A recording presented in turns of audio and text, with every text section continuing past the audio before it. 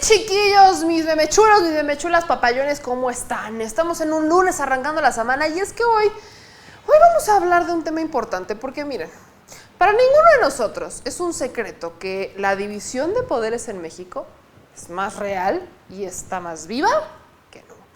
Al menos el Poder Judicial se ha puesto intenso una que otra vez en sus resoluciones. En esta semana vamos a ver qué hubo, ¿no? Para empezar, el Pleno de la Suprema Corte de Justicia de la Nación ordenó aplazar la resolución de amparos en contra de las modificaciones al programa de estancias infantiles, impulsada por el gobierno federal. Eso hasta que los ministros resuelvan sobre este asunto.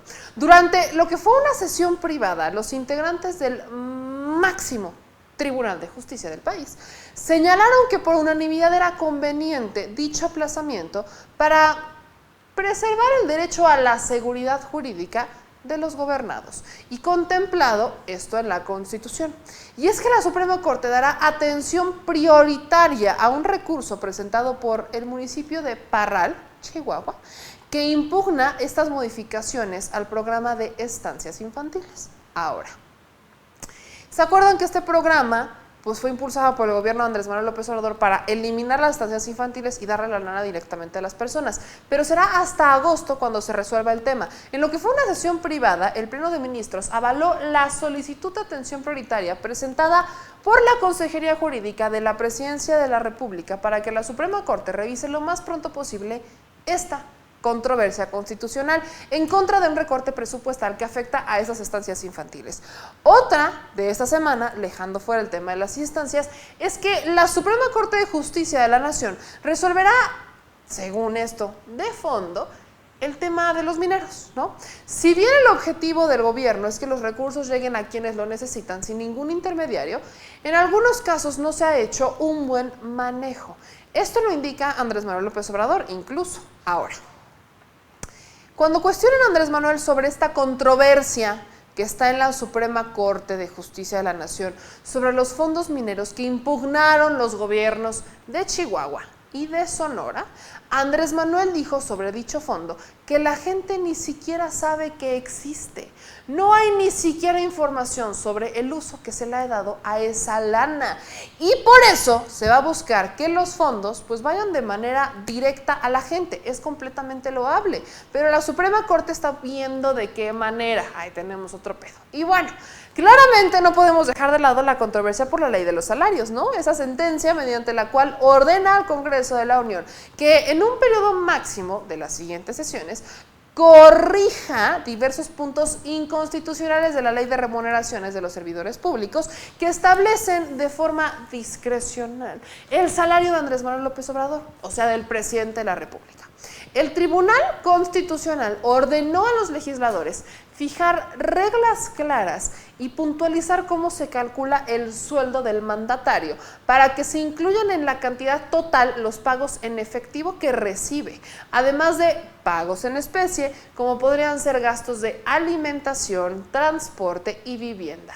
La sentencia, cuyo proyecto fue elaborado por el ministro Alberto Pérez Dayán, se emitió el pasado 20 de mayo en el Pleno de la Suprema Corte con una votación de 8-3, en la que se invalidaron las porciones normativas de los artículos 6 y 7 de esta Ley Federal de Remuneraciones de los Servidores Públicos.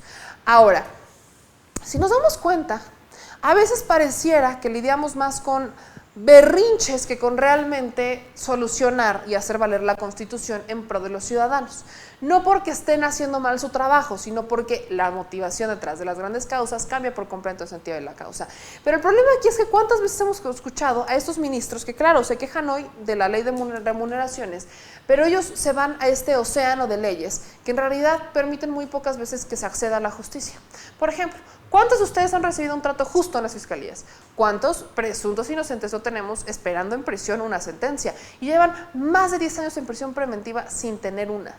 Claro, excediendo por completo los límites de la legalidad, ¿no? Me queda clarísimo. Tenemos saturadas las prisiones.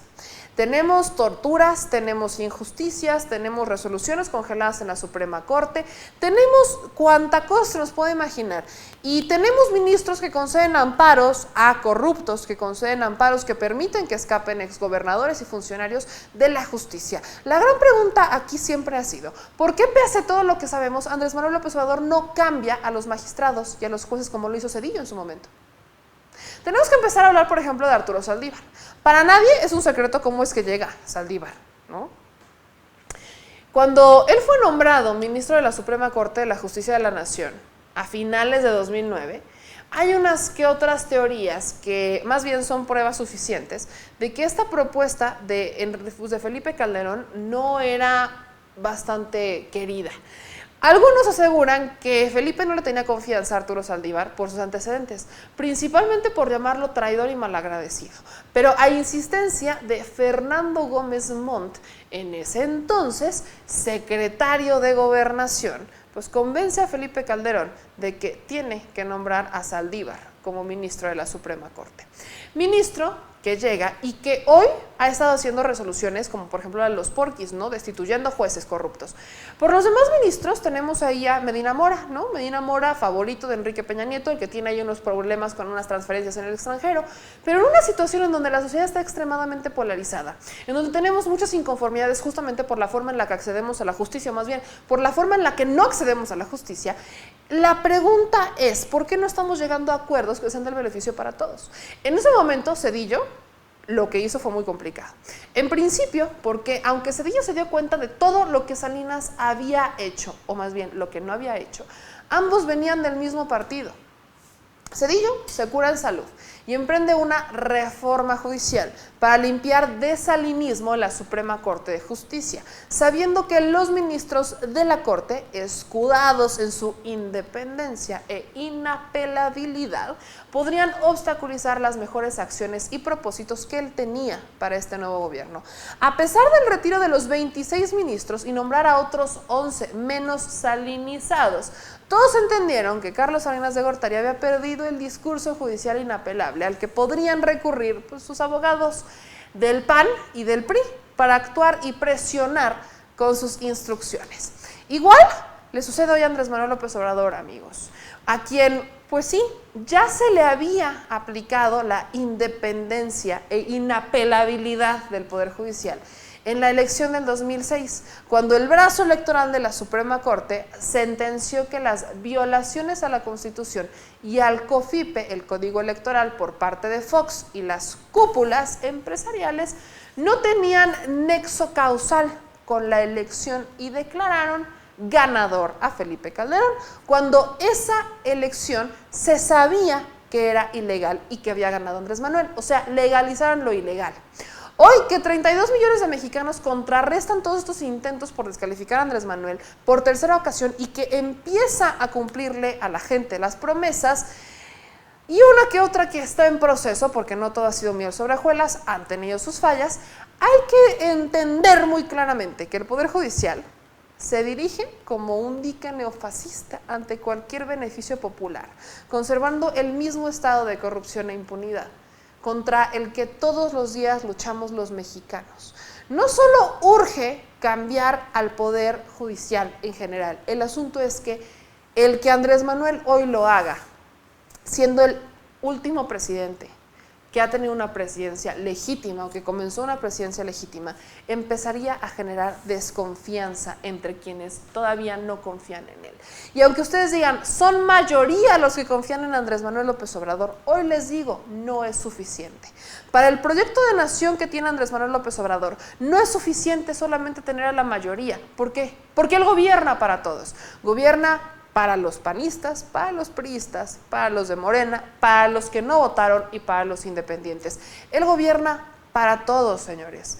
Andrés Manuel es el presidente de todos. Y el hecho de que él, teniendo todo lo que ha tenido en contra, llegue a aplicar lo mismo que hizo Zedillo en su momento, No es conveniente. Lo que Andrés Manuel López Obrador está haciendo y ha planteado en diferentes ocasiones es que sí, uno, hay denuncias en contra de jueces de todo el país, cuyos nombramientos se deben a los gobernadores y políticos del PRI, del PAN y del PRD, que están liberando delincuentes, nos queda claro. Delincuentes que en cuanto salen van a cobrar venganza en contra de sus denunciantes o víctimas para huir de inmediato y ya no volver a ser alcanzados, ¿no?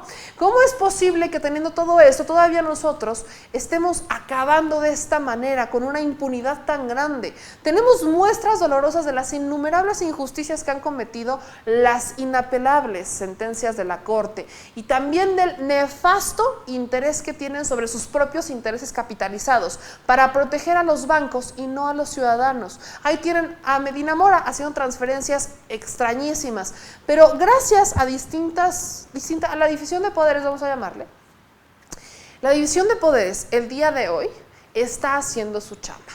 Y es que el Poder Legislativo, mediante Ricardo Monreal en la Cámara de Senadores, están buscando implementar esta reforma al sistema de justicia, al Poder Judicial. Una reforma en donde no se va a sacar a los ministros que se tienen, pero se van a meter nuevos ministros. Ministros que no tengan nada que ver con los que ya están, respetando la Constitución, que es lo que Andrés Manuel dice.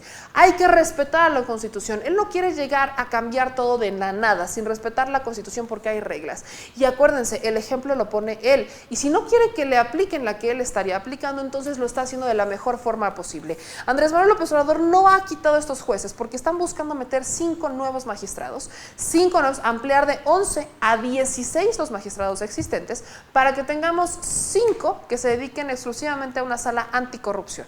Y además ellos tendrían una inclinación distinta a la hora de las votaciones, que ya le daría una neutralidad a lo que tenemos. Estamos hablando de democracia real, de democracia que existe, de todos los intereses también representados en el Poder Judicial, intereses que no se estarían pasando por encima de la Constitución, que esto va mucho más allá de interponer una simple decisión presidencial como lo hiciera Zedillo, y esto va más allá de esto va para la justicia. Esto es justicia poética incluso, es poner a trabajar a los mismos magistrados en sus propios medios, en sus propias reglas, poner a trabajarlos unos contra otros si es necesario, para que resuelvan los temas de forma imparcial, para que tengamos a los intereses de todos los mexicanos representados en la Suprema Corte de Justicia de la Nación y no solamente a esos intereses que hicieron más ricos a los ricos y más pobres a los pobres. Estos son los intereses que se deben de representar. Por eso Andrés Manuel no ha quitado a los ministros. No es una jugada tonta, es una jugada inteligente,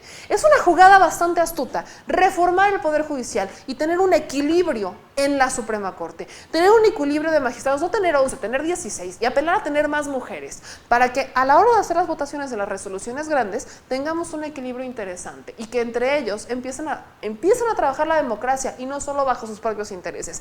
Eso es lo que está haciendo Andrés Manuel y hay que entenderlo así.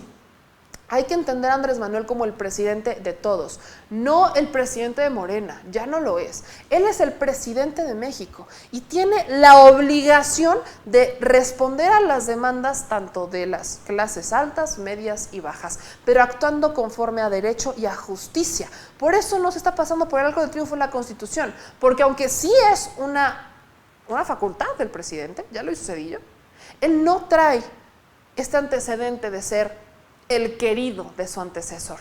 Y venimos con una Suprema Corte que es la querida de sus antecesores. Entonces, Andrés Manuel tiene que trabajar con lo que tiene de la mejor manera para convertirse en el presidente de todos y no solo de los más de 30 millones de mexicanos que votaron por él. Porque, ¿qué creen, señores? Apenas va un poco más de medio año de administración. Le quedan 5 años y medio. ¿Qué va a pasar? Son 5 años y medio en lo que tenemos que entender que el México que queremos es responsabilidad de todos.